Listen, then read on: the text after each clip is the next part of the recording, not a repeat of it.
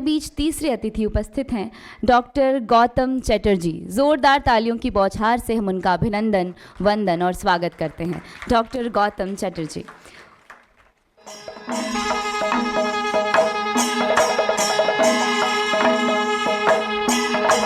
उनके बारे में बताती चलूं, डॉक्टर गौतम चटर्जी काशी में रहते हैं। हास्य, काव्य और भारत नाट्य शास्त्र से अध्यक्षता एक पिछले 4 दशकों से नाट्य शास्त्र के अनुसार नाट्य लेखन और मंथन करते आए हैं। 2 नाट्य संकलन अधूरे राग और दशक रूपक प्रकाशित और नई विद्यालयों में परिपक्व हैं। डॉक्टर गौतम चटर्जी काशी के 2 विश्वविद्यालय में रंगमंच पाठ्यक्रम में प्रतिष्ठिता और शिक्षक रहे हैं। उन्होंने दूरदर्शन के लिए व्याख्यान श्रृंखला और 6 घंटे की फिल्म पंचवेद की रचना भी की है। जोरदार तालियों की बौछार से हम उनका अभिनंदन, वंदन और स्वागत करते हैं। अब मैं आग्रह करना चाहूँगी डॉक्टर अमोल देशमुख जी से कि वो मंच पर आएँ और हमारे अतिथियों का उपर्णा और संत ज्ञानेश्वर महाराज की प्रतिमा के साथ अभिनंदन, वंदन और स्वागत करें। डॉक्टर अमोल देशमुख जी।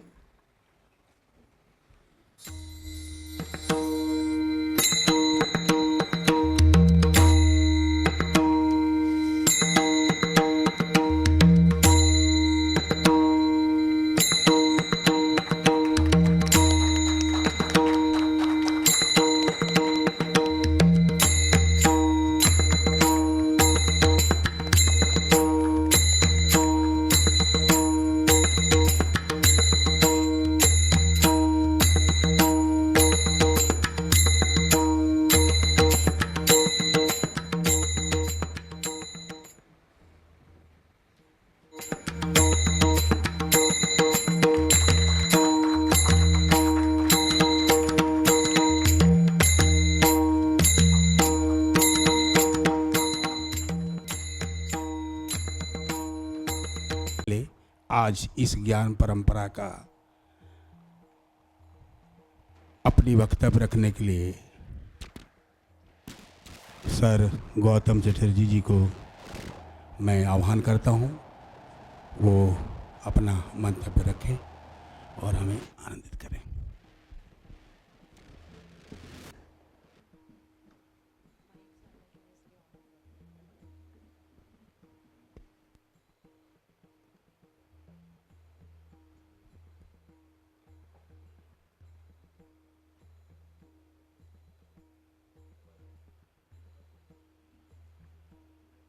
अच्छा, ऐसे ठीक। ये एशिया का ऑक्सफोर्ड है, पुणे, और पुणे में एमआईटी यूनिवर्सिटी, और एमआईटी यूनिवर्सिटी में ड्रामा डिपार्टमेंट, और उसमें अमोल जी और उनकी टीम, मैं कृतकृत्य हूँ। और एक ऐसे विषय पर 3 दिन की ये संगोष्ठी हो रही है जिसमें कोशिश हम सब ये कर रहे हैं कि उसको कैसे कॉम्प्रिहेंसिव बनाया जाए। तो मेरे जो विद्वान मित्र हैं मंच पर हैं, वो कुछ चीज़ों की तरफ ध्यान दिलाएंगे और विशेषकर परफॉर्मेंस की ओर जो विद्यार्थियों के लिए होगा। और मेरा भी ये वक्तव्य विद्यार्थियों को ही संबोधित है। श्रद्धेय गुरुजनों एवं प्रिय मित्रों,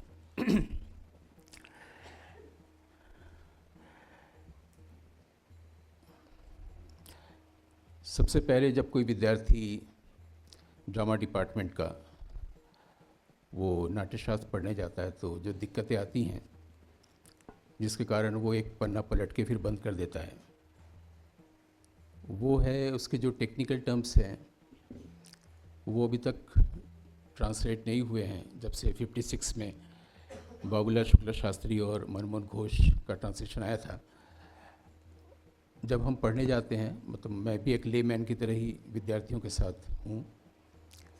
अगर मान लीजिए वहाँ पर लिखा हुआ है कि पूर्व रंग में जब नट प्रवेश करे, पूर्व रंग में 5 स्थान बताए गए हैं: प्रवेश, आक्षेप, निष्क्राम, प्रसाद और आंतर। तो प्रवेश स्थान पर जब आए तो अडिता, ध्रुवा, गाई जय विष्कंभक और वर्धमानक के प्रयोग से नांदी पाठ के साथ आश्रावना में। अब जब एक विद्यार्थी पढ़ने जाता है तो एक सेंटेंस में अगर 16 शब्द है, 12 शब्द टेक्निकल टर्म्स होते हैं और इसको नहीं बताया जाता है आश्रावना क्या है या विष्कंभक क्या है, तो उसको ये दिक्कत आती है और ये वर्षों से चला आ रहा है। बल्कि जब वो नाट्यशास्त्र पढ़ना आरंभ करता है तो शुरू में ही प्रणाम के बाद ही है जब ब्रह्मा भरत मुनि को नाट्य कोविद संबोधन देते हैं। अभी कोविद क्या है, ऐसे ही भरमार है तो एक ग्लॉसरी तैयार होनी चाहिए शब्दों की, जिससे उसको पढ़ना ज़्यादा आसान हो, जो अभी तक नहीं हुआ है। और जाहिर सी बात ये विद्वानों का काम है, विद्यार्थियों का नहीं। विद्यार्थी जब पढ़ने जाएगा तो उसके पास कुछ पात्रता होनी चाहिए जो भरत मुनि बताते हैं, जैसे श्रुति, स्मृति, धृति। क्योंकि भरत मुनि की अपनी परिभाषा भी उसमें बताई हुई है कि एक सामान्य आदमी और एक मुनि में क्या फ़र्क होता है। जो ग्रहण कर सके, धारण कर सके, जो इस ज्ञान को कॉम्प्रिहेंसिव बना सके, जो प्रयोग कर सके, जो वेद के जो सीक्रेट मिस्ट्री है, गुह्य रहस्य उसको जान सके, और जो उत्तम व्रतों का पालन करता है वो मुनि होता है। ऋषि वो होता है जो उसे देखता है जो हम लोग के दिख रहे के पार है। डिफाइन किया हुआ है पहली चैप्टर में, और पहला चैप्टर जो है वो मेरे ख्याल से पूरे नाट्यशास्त्र का की फिलोसॉफी है। इसलिए पहला मेरा जो अनुरोध है वो ये है कि जब भी हम पढ़ने जाएं, हम यानी हम सब विद्यार्थी, तो सिर्फ उसको एक कला के ग्रंथ के रूप में ना देखें, बल्कि कला और दर्शन साथ साथ लेके चलें तो बहुत अच्छा होगा समझना। हम लोग के यहाँ फैकल्टी बना दिया गया है कि डिपार्टमेंट फिलोसॉफी की अलग है और ड्रामा अलग है। पहले ये सब नहीं था। वैसे ही जैसे पहले लोक और शास्त्र भी नहीं था, वेद होता था, और वो वेद उसकी अपनी भाषा, उसका अपना साहित्य, उसका एक व्याकरण होता था।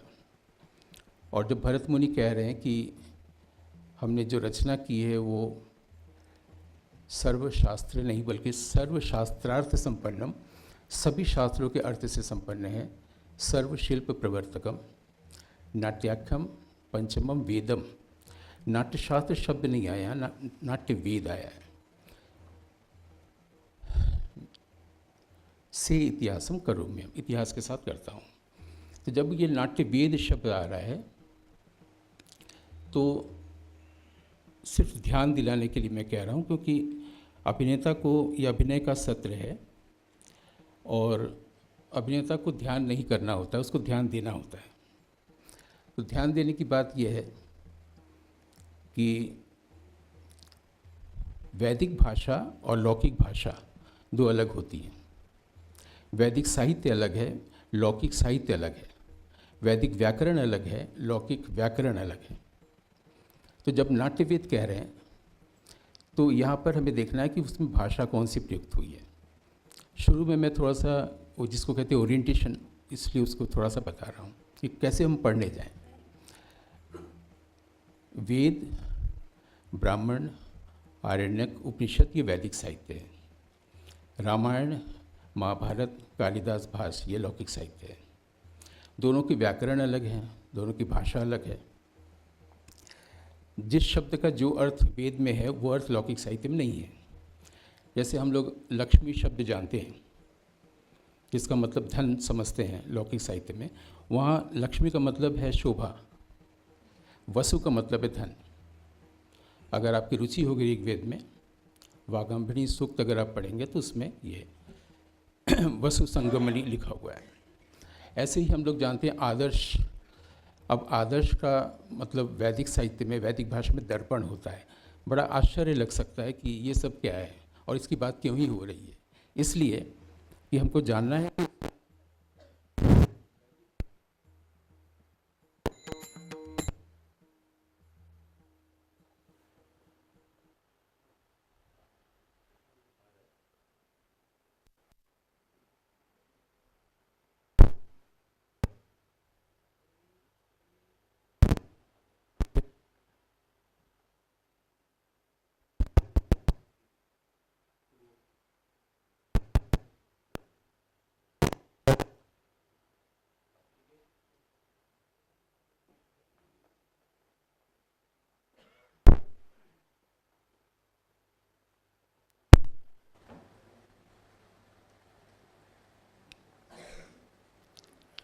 हेलो।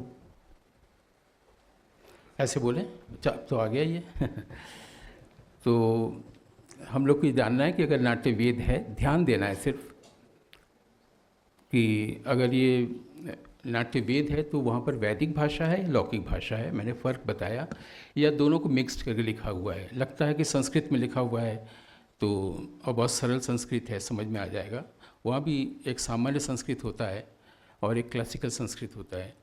तो भाषा और जो शिल्प है, जिससे स्ट्रक्चर तैयार किया गया है, वो थोड़ा सा जानने की ज़रूरत है। और चूँकि ये अभिनय का सत्र है, इसलिए हम सिर्फ सारांश में यही कहना चाहेंगे कि भरत मुनि अभिनेता को जिस रूप में देखते हैं, कलाकार और एक दर्शन की ओर से अगर कहें तो जिसको विद्वान कह सकते हैं, चिकित्वान कह सकते हैं, ये सब शब्द आते हैं उनके लिए, जो कलाकार भी होता है और विद्वान भी होता है। और हम लोग जो दो शब्द बार बार बोलते हैं, शास्त्र और प्रयोग, ये दोनों का एक अन्योन्याश्रित संबंध है। जैसे मान लीजिए किसी राग की बात करनी है, राग यमन, और उसका चलन या पकड़ बताना है, आरोह अवरोह बताना है, या उसका परिचय बताना है कि उसमें तीव्र मध्यम लगता है, तो ये बताना शास्त्र हो गया। और जब उसको गा रहे हैं तो प्रयोग है। तो जो भी प्रयोग करना है हमें अभिनय को लेकर, उसको उसके बारे में ही सारी चीज़ें बताई गई हैं, इसलिए उसको शास्त्र कहा गया है, जो हमें शासित करता है, जिसके अनुसार हम चलते हैं। ये शास्त्र शब्द का मतलब होता है। लेकिन पहले वो वेद है और हमें उसकी भाषा पर ध्यान देना चाहिए। और जो न्यूनतम अर्हता या उसकी जो एलिजिबिलिटी बताई गई है एक मुनि की, भरत मुनि की, वो एक अभिनेता की भी एबिलिटी होनी चाहिए कि उसको ग्रहण, धारण, ज्ञान, प्रयोग ये आना चाहिए। और जो गुह्य तत्व है वेद का, उसको जानना चाहिए। उसको जानना बहुत मुश्किल नहीं है। जो अभिनय के लिए जो टेक्निकल टर्म्स हैं, अंगाभिनय के लिए शाखा वगैरह या और चीज़ें, वो हमारे विद्वान जो मित्र हैं वो और अच्छे से बताएंगे। लेकिन कुछ चीज़ों की तरफ जो ध्यान देने की ज़रूरत है कि भरत का अभिनेता कैसा है, जो तीनों लोगों के भावों का अनुकीर्तन करता है। कल अमोल जी कह भी रहे थे एक कारिका की, वो दूसरी पंक्ति उन्होंने कही भी थी कि त्रैलोक्यस्य सर्वस्य नाट्यम भावन कीर्तनम। तो उसकी जो पहली पंक्ति वो है नैकांत तोत्र भवताम देवानाम चानुभावनम, 117वीं कारिका है। नाट्यशास्त्र में एक भी श्लोक नहीं है, सब कारिका है। और कारिका किसे कहते हैं वो भी बताया गया है। तो और 3 ऑथेंटिक पार्ट जो इसके मिले थे हमें नाट्यशास्त्र के, उसमें से तीनों में अलग अलग है। कहीं चानुभावनम है, कहीं चापी भावनम है, कहीं चात्र भावनम है। तो हमारे सीनियर्स को एक फाइनल पार्ट तैयार करना चाहिए था, नहीं हुआ तो हम अभी भी कर सकते हैं। क्योंकि एक एक शब्द को बहुत ध्यान से जानने की ज़रूरत है। एक एक शब्द को जानने के लिए, शब्द पर ध्यान देने के लिए बहुत धीर होने की ज़रूरत है। हम लोग ये तो कह देते हैं कि एक ललित, प्रशांत आदि आदि जो बाहर भी लिखा हुआ है, उदात्त और उद्धत ये नायक होते हैं। उसके साथ जो प्रीफिक्स जुड़ा हुआ है, जो विशेषण जुड़ा हुआ है धीर, उस पर कम ध्यान देते हैं। अभिनेता को सिर्फ उसी का पूर्वाभ्यास करना होता है, उसको धीर होना पड़ता है। और तब हम जानते हैं, तब हम समझ पाते हैं कि अगर भाव का अभिनय करना है तो सिर्फ भाव पर कोई काम नहीं करना है। उसके लिए एक दो चीज़ें जो बताई गई हैं। पहला है कि that which causes an emotion, भाव जिससे पैदा होता है विभाव, उस पर ध्यान देना, उस पर काम करना। भाव अपने आप आएगा, भाव पर कोई काम नहीं करना। साथ ही भाव पर सोचा नहीं जा सकता, ये फील करने की चीज़ है। इसलिए भाव पर सोच विचार की जो हम लोग एक प्रक्रिया 20वीं शताब्दी और अब प्रैक्टिस में ला चुके हैं, संस्कार बना चुके हैं, उसके लिए कोई जगह है ही नहीं नाट्यशास्त्र में। क्योंकि भाव अगर पैल्पेबल है, फील करने की चीज़ है, तो वो इस तरह से है कि जो हम सोच विचार करते हैं वो माइंड है, और माइंड के नीचे भी एक एनर्जी है जो लगातार माइंड को या हमारे एग्जिस्टेंस को सपोर्ट करता है। ये फॉर्मलेस होता है, अरूप होता है, जो रूप या स्वरूप का आधार होता है। और ये फॉर्मलेस है, दिखता नहीं है, और ये हर भाव के नीचे है, अंडरलाइंग है। ये जो फॉर्मलेस है और अंडरलाइंग है, ये दोनों शब्द नाट्यशास्त्र के 24वें अध्याय के सामान्य अभिनय में लिखा हुआ है। इसके लिए शब्द आया है सत्व, जो ये बताता है कि नाटक जो होता है वो लोकवृत्ति का अनुकरण है और अभिनेता को अनुकरण नहीं करना है, मिमिक्री नहीं करना है, उसको भाव का अनुकीर्तन करना है। Retelling of the emotion in a glorious way. इतना सा अगर क्लियर है तो हम लोग समझ सकते हैं कि वो जिस एनर्जी की बात कर रहे हैं सत्व, वो किस तरह से हर भाव 49 भावों के नीचे अंडरलाइंग है और फॉर्मलेस है, रूप नहीं है उसका। जैसे कि हवा का कोई रूप नहीं होता, लेकिन हम लोग हवा को देखते हैं पेड़ों में, धूल में, जब आंधी वगैरह चलती है तो उसके प्रभाव में देखते हैं। इसी तरह से वो जो फॉर्मलेस सत्व है उसके प्रभाव को देखते हैं और वही प्रभाव लोगों तक जाता है, जिसको हम रस कहते हैं। रस जो इंट्रोड्यूस्ड है भारत से पूरे विश्व में, उसको समझने का सबसे आसान तरीका है कि आप जो कुछ भी करते हैं उससे प्रभाव पैदा हो रहा है या नहीं हो रहा है। अगर प्रतिभा है तो प्रभाव होगा, प्रतिभा नहीं है तो प्रभाव नहीं होगा। और एक ऐसा प्रभाव हो सकता है जिस पर लोग तालियां बजाएं, जिसको हमारे यहाँ मानुषी सिद्धि कहा गया है, और एक ऐसा प्रभाव पैदा हो सकता है जिससे लोग तालियां बजाना भूल जाएं, खामोश हो जाएं, जिसको हमारे यहाँ दैवी सिद्धि कहा गया है 27वें अध्याय में, सिद्धि अध्याय में। तो जिस अभिनेता की कल्पना भरत मुनि की है वो दैवी सिद्धि के लिए है। इसलिए मैंने कहा कि फिलोसॉफी और आर्ट दोनों जब साथ साथ चलेंगे तो हमको नाट्यशास्त्र पढ़ने में सुविधा होगी, इजी होगा। क्योंकि अगर कोई अभिनेता कोई कैरेक्टर लिया है स्टेज पर तो उसके हाव भाव से ही पता चल जाएगा कि वो कौन सा कैरेक्टर है, फर्स्ट प्रेजेंसी। और ये जो हाव भाव हम लोग बोलते हैं, इसमें जो हाव है ये भी टेक्निकल टर्म है सामान्य अभिनय में, हाव और हेला।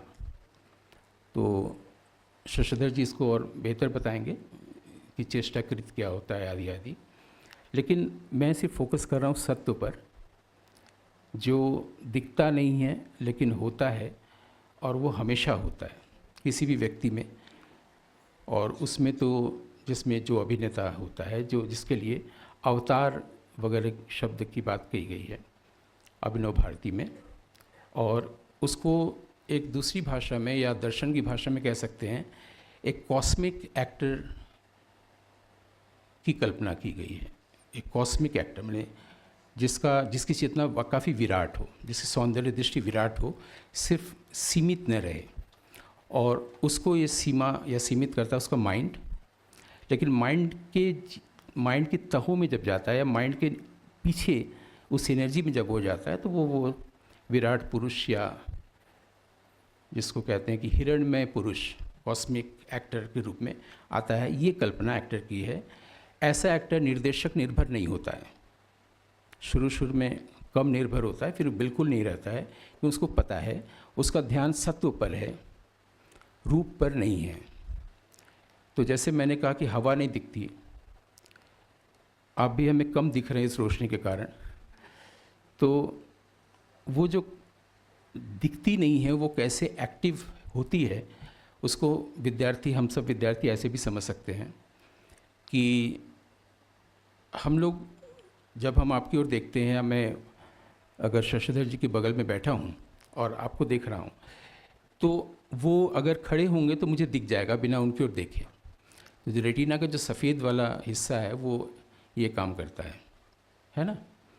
उसी तरह से मान लीजिए मैं देख रहा हूँ और पास में अगर कोई शैडो मूव की है तो वो इन्फॉर्मेशन आता है कि शायद सांप है, और वो फिर ऑप्टिकल नर्व के थ्रू, हमारे जो ब्लड सेल्स में केमिकल सिग्नल्स हैं उसके थ्रू वो ब्रेन तक पहुंचता है, जहाँ पर कि पूरी मेमोरी है, सिर्फ इस जन्म की नहीं, हमेशा की, जिसमें कि ब्रेन इवॉल्व हुआ है। और वहाँ जाके वो डिबेट करता है कि हम फाइट करें कि फ्लाइट करें। मैं माफ़ी चाहूँगा अंग्रेज़ी शब्द आने के कारण, क्योंकि संस्कृत, बांग्ला, हिंदी, इंग्लिश चारों भाषाओं में हम मिक्स्ड कल्चर में बड़े हुए हैं। तो वो जो फाइट और करें कि फ्लाइट करें, ये जो डिबेट चलता है, तब तक तो सांप काट लेगा।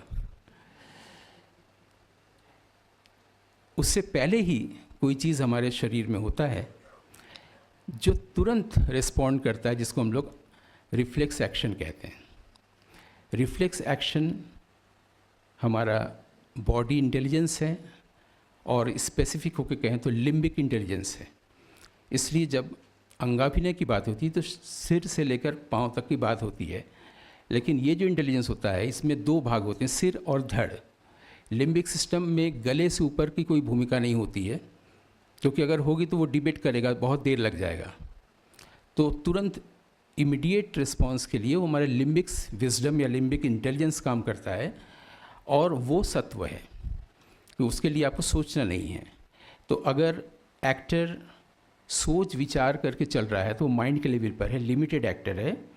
और अगर वो माइंड के नीचे जो एनर्जी है, जिसको सत्व कहा जा रहा है, उस स्तर पर ही शुरू ही करता है और ग्रो करता है, तो धीरे धीरे उसकी चेतना का फैलाव होता है।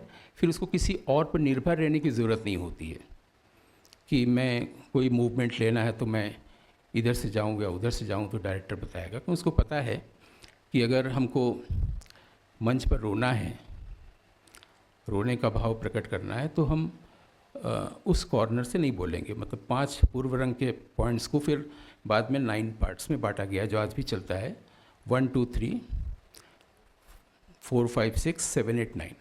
अलग अलग देशों में कोई इसको अप बोलता है, कोई डाउन बोलता है, कोई इसको अप बोलता है, कोई इसको डाउन बोलते हैं।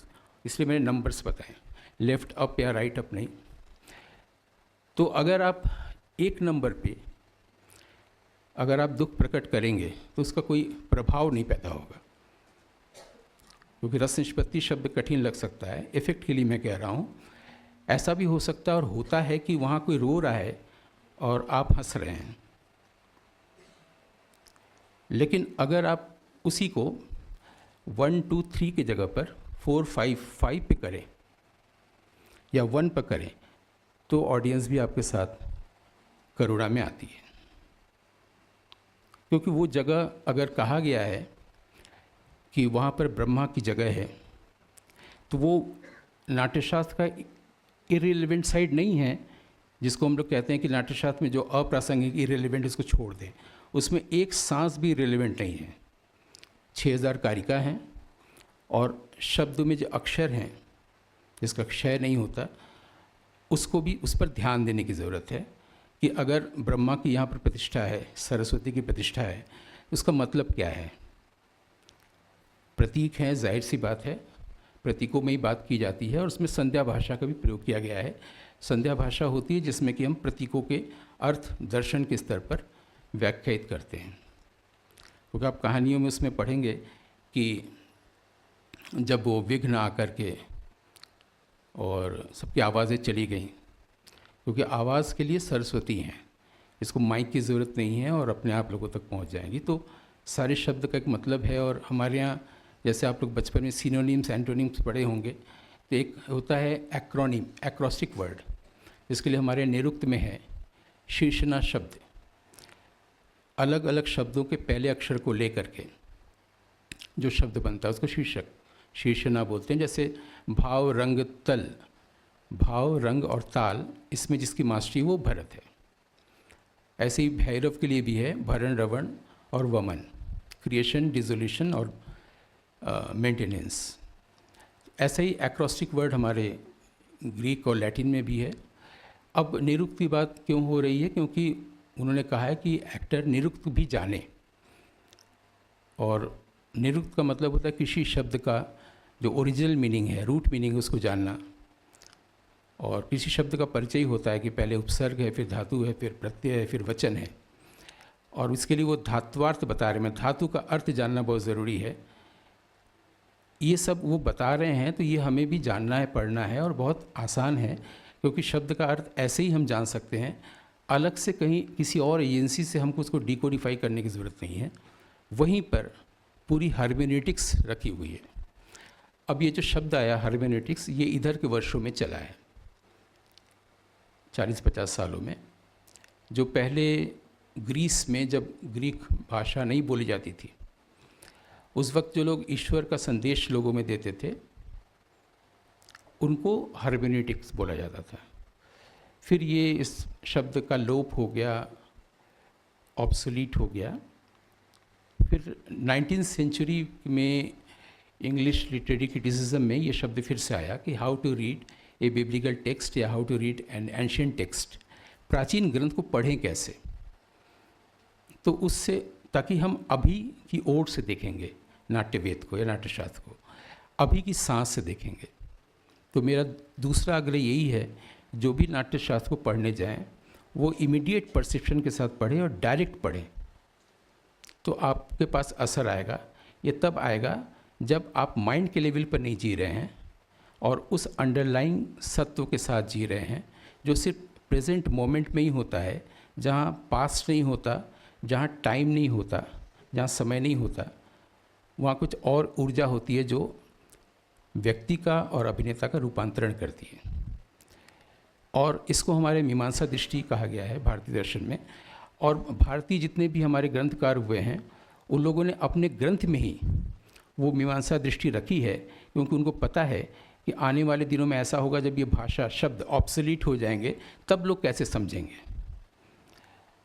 तो वहाँ पर भी एक दो चीज़ ध्यान देने की ज़रूरत है। वहाँ पर हर्मेनेटिक्स ऐसे है कि अगर आप, उन्होंने संग्रह बताया है 6ठे अध्याय में, अगर आप संग्रह को समझते हैं तो नाट्यवेद को समझ जाते हैं शॉर्ट में। वही उसका हर्मेनेटिक्स है। रस भाव अभिनव धर्मी वृत्ति प्रवृत्ति सिद्धि स्वर आतोद्य गान। तो आपका ध्यान अपने आप जाएगा कि जब स्वर बताया जा रहा है तो अलग से गान के बारे में क्यों बताया जा रहा है। तो आपका ध्यान जाएगा कि 7 सुरों से कोई गा नहीं सकता, उसके लिए 36 सुर चाहिए, इसलिए गान की ज़रूरत है। तो ध्यान देने की बात सिर्फ ये है कि ये अतीत का ग्रंथ हम लोग या प्राचीन परंपरा का ग्रंथ समझते हैं, ऐसा है नहीं। ऋषि मुनियों का कोई देशकाल नहीं होता, उसका कोई भी उच्चार वो अपना शाश्वत वर्तमान अर्जित कर लेता है। जब हम माइंड के लेवल पर बोलते हैं तो समय के साथ साथ उसका प्रभाव चला जाता है। एक नाटक आप देखते हैं किसी गुणी व्यक्ति का, कावलम नारायण पाणिक्कर का या बीबी कारंद का, तो उसका असर रहता है जिसको लेके हम घर लौटते हैं। धीरे धीरे वो फेड अवे होता है और छूट जाता है। लेकिन जब अभिनेता माइंड के लेवल पर नहीं है और अंडरलाइंग एनर्जी के लेवल पर है, जिसको सत्व कहा है भरत मुनि ने, जिससे वो एक कॉस्मिक अभिनेता बनता है, अवतार का रूप लेता है अभिनवगुप्त की भाषा में, वहाँ पर जो भी वो उच्चारित करता है वो जब तक ये वर्तमान है इस सृष्टि में तब तक वो रहता है। इसलिए भरत के वेद को हम बिल्कुल अभी देख सकते हैं, जी सकते हैं। और तब हम देखते हैं कि जो 37 अध्याय हैं नाट्यशास्त्र में, उसमें 37वां अध्याय ही वो है जिसका शीर्षक है गुह्य तत्व कथन अध्याय। राष्ट्रीय संस्कृत संस्थान ने 37 अध्याय वाला नाट्यशास्त्र भी पब्लिश किया था एक बार। उसको विद्वानों ने 36वें अध्याय में मर्ज कर दिया है, इससे 36 अध्याय दिखते हैं। 37 अध्याय उसमें भी है और अभिनव भारती में भी 37 अध्याय हैं। अभिनवगुप्त के तंत्रालोक में भी 37 अध्याय हैं। तो 37 से 36 हुआ। शुरू के 5 अध्याय जो हैं प्रीलिमिनरी हैं और आखिर के जो 2 अध्याय हैं 35वां 36वां, वो एक प्रकार से रेट्रोस्पेक्टिव है, पुनरावलोकन। एक बार दोहरा लें क्या क्या चीज़ हम लोग जानते हैं। इस तरह से इनको अगर हटा दिया जाए तो कुल 29 अध्याय बनते हैं। उस 29 अध्याय में पूरा सब्सटेंस है नाट्यवेद का, और उसको अभिनय की दृष्टि से ही उसका चैप्टराइजेशन किया गया है पूरे नाट्यवेद का। सबसे पहले सात्विक बताया गया है, फिर आंगिक, फिर वाचिक और फिर आहार। ये 4 प्रकार के अभिनय हैं। भले ही उसमें आया है कि आंगिक, वाचिक, सात्विक, आहार है, लेकिन जो चैप्टराइजेशन अगर आप इस तरह से ध्यान दें तो पहले भाव और रस है सात्विक, फिर आंगिक है 8 से 20 तक, फिर वाचिक है, फिर आहार है। इसमें पूरा एक अभिनेता, एक संपूर्ण अभिनेता की तैयारी होती है। तो मुझे लगता है कि कुछ चीज़ों की तरफ मैंने, जैसे पेंटिंग बनाते हैं ना, कुछ कलर्स स्ट्रोक्स देते हैं, तो मैंने कुछ चीज़ों की तरफ ध्यान दिलाने की कोशिश की है ताकि ध्यान देना आए हमें। और हम ध्यान नहीं देते जीवन के प्रति, इसलिए जीवन भी बहुत असहज हो जाता है और मिजरेबल हो जाता है। हम प्रेजेंट मोमेंट पे नहीं रह पाते हैं, जिसके लिए योगी लोग न जाने कितनी साधना कितने जन्मों की करते हैं, लेकिन एक अभिनेता उसको एक जीवन में ही पा सकता है, जिसको साल्वेशन या मोक्ष कहते हैं। वो सिर्फ ऐसे कि उसका ध्यान भाव की जगह पर न रह के उसके साथ जो अंडरलाइंग एनर्जी पर बात कर रहे हैं, शायद 11 नंबर की कारिका में या उसके पहले भी 24वें अध्याय में, उसके उस सत्व पर केंद्रित हो, तभी वो धीर हो पाएगा, तब उसके पास उनके अर्थ अपने आप आएंगे, उसको कोशिश नहीं कर पाएगा। इसीलिए सुभाषित है कि तपस्यारत ऋषियों के पास स्तुतियाँ स्वयं चली आती हैं। अभिनेता को ऐसा विद्यार्थी होना है, ऐसे न कहे कि आप सभी विद्यार्थी अभिनेता हों, आप अभिनेता हैं, आपको ऐसा विद्यार्थी होना है। इसके लिए हम लोग वर्कशॉप भी जब करते हैं सत्व के अभिनय के लिए, तो हम लोग पहला दिन जो मेरा होता है तो उसमें मैं कहता हूँ कि सबसे पहले जो मैं शब्द बोल रहा हूँ उसको आप सुनिए। फिर मैं कहता हूँ कि देखिए आपके पाँव के पास 10 कॉकरोच है। तो वर्कशॉप के जो भी प्रशिक्षु आए होते हैं वो कहते हैं जी। फिर मैं कहता हूँ कि अब आप ये हमें बोलिए, वो हमें बोलते हैं। तो जैसे ही बोलते हैं 10 या 20 कॉकरोच पाँव अपने आप ये होगा ना, तो उनको लगता है कि अच्छा ऐसे सुनना है शब्दों को, और वहीं से शुरुआत हो जाती है अभिनय की या सत्व की। वो जो लिम्बिक विजडम की हमने बात की, इंटेलिजेंस की, वो यहाँ से शुरू होती है, फिर वो आगे बढ़ता ही जाता है। फिर वो कॉकरोच की जगह पर बिच्छू भी आ सकता है, फिर कॉकरोच कंधे पर भी हो सकता है, और फिर वो धीरे धीरे वर्कशॉप का पहला दिन उनको सुनना सिखाता है। और जिसको हमने कहा कि पहले उसको ग्रहण करना आना चाहिए, शब्द को धारण करना आना चाहिए। जो भरत मुनि की क्वालिटीज़ के बारे में बताया था देवों ने, इंद्र ने, आदि लोगों ने, कि क्यों हम लोग नाट्यवेद, आप मुझे मत दीजिए ब्रह्मा जी, ऋषि मुनियों को दीजिए, भरत मुनि को दीजिए, उनमें ये योग्यता होती है। और ये बहुत गहन तो है, लेकिन ऐसा भी नहीं है कि उसको एक विद्यार्थी सामान्य तौर पर नहीं समझ सकता। तो ये चीज़ों को समझना, शब्दों को, उसके अर्थ को, उसकी गहनता को, उसको आने देना, एक विद्यार्थी होने के ये लक्षण हैं, उसको ये जानने चाहिए। मुझे फ़िलहाल इतना ही कुछ ध्यान आ रहा है अभी, जिसकी तरफ मैंने इशारा किया। और पता नहीं, खामोशी या मौन की जो साधना करता है वही मुनि होता है। तो अभिनेता में ऐसे कुछ क्वालिटीज़ शुरू में ही अगर बीज के रूप में बो दिए जाएं, जैसा कि एक नाट्यालेख जब होता है तो उसका जो मैसेज होता है, उसका जो भरत वाक्य होता है, जो आइडिया होता है, रस उसी में होता है। अभिनेता का काम होता है कि उस आइडिया में रस को देखना और उसका वहन करना। जैसे ही वो उसका वहन करता है तो वो मृत हो जाता है नाट्यालेख। और जब वो ऑडियंस तक उसको ले जाता है, ले जाना ही है, टू कैरी टूवर्ड्स अभिनय है, तो अभिनेता भी एक प्रकार से मृत हो जाता है और सिर्फ प्रभाव रह जाता है। रस जो कि पहले ही आइडिया में था वो सिर्फ कंटिन्यू करता है, वो उसे कैरी फॉरवर्ड करता है एक्टर। इसलिए कहा गया कि जब वो प्रभाव ऐसा होता है तो वो लोक में होकर भी लोकोत्तर अनुभूति में बदलता है, जिसको काव्य अनुभूति कहते हैं। अगर काव्य अनुभूति लोकोत्तर अनुभूति नहीं है तो फिर वो रस भी नहीं है। तो ऐसे दैवी सिद्धि वाले प्रभाव की बात वो करते हैं। और जो 29 अध्याय का जो सार तत्व है उसको कैसे सरल रूप से देखा जाए, उसकी ओर मैंने इशारा किया, ध्यान दिलाया।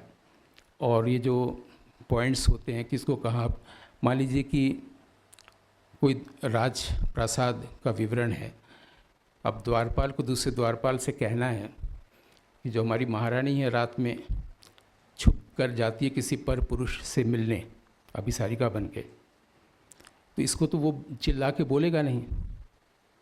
कोई राजा अगर प्रवेश कर रहे हैं तो पीछे से ही आएगा, श्री श्री श्री, ये महाराजा प्रवेश कर रहे हैं। लेकिन इसको जब भी बोलेगा तो विस्पर में ही बोलेगा, और उसकी जगह तय है, वो जगह जहाँ पर रोया नहीं जाता है, जहाँ पर विस्पर, वो द्वारपाल इस द्वारपाल को बोलेगा विस्पर में, तो उसका असर पीछे तक जाएगा। अगर ये बात क्लियर है तो उसको आवाज़ को लेके दूसरे तरह के आप एक्सरसाइज नहीं करना है, क्योंकि उसको पता है कि भीतर जो सात्विक है और जो बाहर जो आंगिक है, दोनों का ब्रिज है सिर्फ स्पीच या वक्तव्य, जो आवाज़। और उसके लिए भी थोड़ा सा ध्यान में दिला दूं, हम सभी ये जानते हैं, अभिनय से जुड़े लोग, कि कोई भाव होता है उसको हम लोग शब्द देते हैं। भरत मुनि इसके ठीक विलोम बात करते हैं। वो कहते हैं कि पहले शब्द है फिर भाव है। सुन के बड़ा अजीब लगेगा, मेरी बात आपको नॉनसेंसिकल भी लग सकती है, लेकिन अगर आप 15वें अध्याय की तीसरी कारिका को ध्यान से पढ़ें तो उसमें लिखा हुआ है सारे भाव शब्दाश्रित होते हैं। अब ये क्या मतलब है, पहले शब्द फिर भाव? तो मैंने कहा आपको कि जब आप कला का ग्रंथ पढ़ें, दर्शन को साथ लेके चलें, और उसमें कहा गया सर्व शास्त्रार्थ संपन्नम, और अगर चारों वेद से लिया है तो क्या लिया है वेद से? वेद से ये लिया है कि हमारे ऋग्वेद के पहले ही चैप्टर में, ये मैंने जो पेपर लिखा है उसमें एक एक कारिका, एक एक श्लोक का मैंने उदाहरण दे दिया है। उसमें पहले ही चत्वारी वाक की बात कही गई है। वाक यानी कि शब्द के 4 स्तर होते हैं, परा, पश्यंती, मध्यमा, वैखरी। जो हम बोलते हैं जिसमें साउंड है वो वैखरी है, लेकिन जो पहला रिफ्लेक्ट करता है ह्यूमन कॉन्शियसनेस पर या एक्टर के कॉन्शियसनेस पर, वो परा लेवल पर, ट्रांसेंडेंटल लेवल से रिफ्लेक्ट करता है। इसलिए हमारे यहाँ जो ब्रह्मा से पहले ब्रह्म निर्मितम आया है 12 कारिकाओं तक, शुरू में ब्रह्मा शब्द आया नहीं है। तो जो ब्रह्म है, जो अंडरलाइन सत्व है, वो रिफ्लेक्ट करता है। उसके पास भेद नहीं है कि भीतर और बाहर का, शरीर के कारण ये भेद है। वो स्पेस है, एम्प्टी स्पेस जो हर जगह है, वो रिफ्लेक्ट करता है। तो जब पश्यंती लेवल पर आता है तो हमें लगता है कि कोई रंग या कोई वर्ण या कोई साउंड आया। फिर मध्यमा लेवल पर हम उसको आर्टिकुलेट करने की कोशिश करते हैं, माइंड का यूज़ होता है, फिर उसको हम लोग एक्सप्रेशन देते हैं। पहले शब्द है फिर भाव है। इस तरह से अगर हम लोग चीज़ों को धीरे धीरे देखें तो हम लोग को बहुत आसान हो जाएगा। और ये भी जानना कि हमारे यहाँ जो प्योर कॉन्शियसनेस है उसके 2 चेहरे हैं, एक ट्रांसेंडेंटल है, एक इमानेंट है, मतलब एक परा है, एक प्रकृति है। परा लेवल से जो कुछ भी हमें ग्रहण होता है वो कौंधता है, उसको हम एक्सप्रेस करते हैं प्रकृति स्तर पर लोगों के लिए, तब वो लोक धर्मी होता है। लेकिन जब पहली बार कौंधा कोई चीज़, वो बहुत इम्पॉर्टेंट है। वो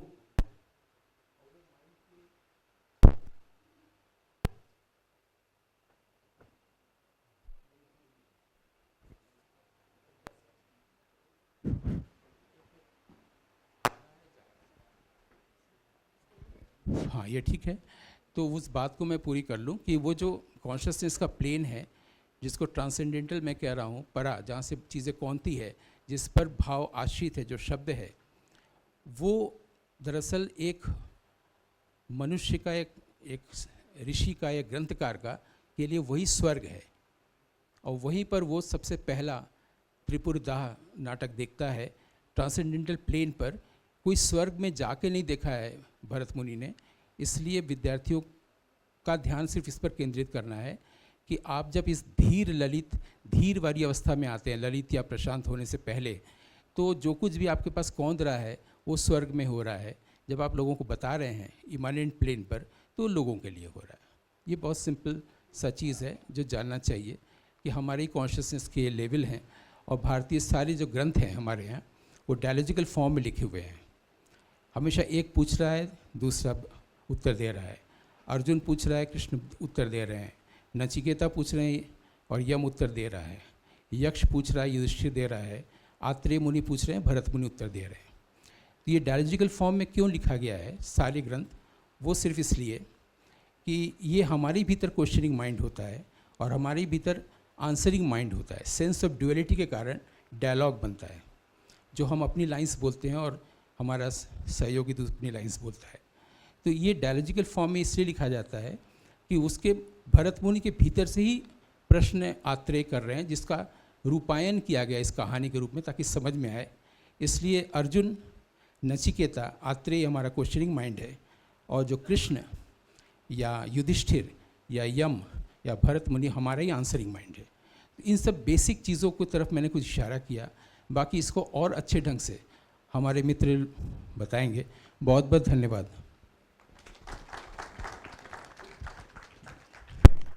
धन्यवाद सर, आपने बहुत अच्छी तरह से और बहुत